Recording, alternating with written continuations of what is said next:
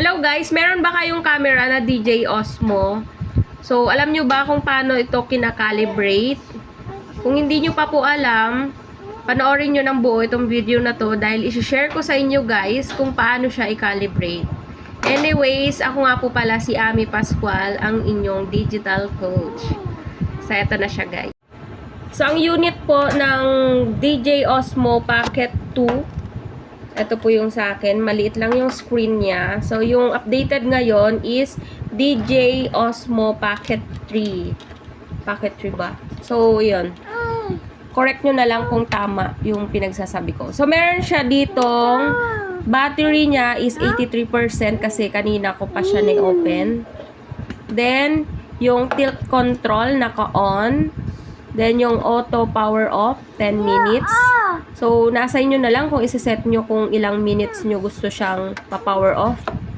Then, meron dito guys, calibration. Kasi, ito, may gimbal po siya. So, yung gimbal niya, i-calibrate natin time to time. Kasi, syempre, nailalagay ko kasi ito sa bag ko, ganyan. Minsan, is hindi ko siya agad-agad na ilalagay dito sa kanyang lagayan. Then, nalalaro siya ng anak ko. So, calibrate natin, guys. So, ipipindutin lang po natin yung calibrate. Yan. So, lalabas yung ganito. Then, okay natin. So, pagka-okay nyo, place the device sa flat lang siya daw. Flat surface. Yon. Then, don't touch the device. So, antayin nyo siyang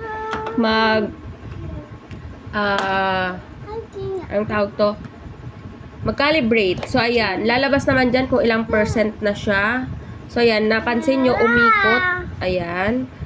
So, kinakalibrate niya yung gimbal niya. So, ito yung pinaka-gimbal niya.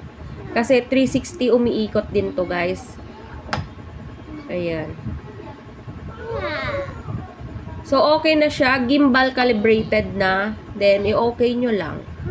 So, ganun lang po kasimple ang pagkakalibrate ng DJI Osmo camera.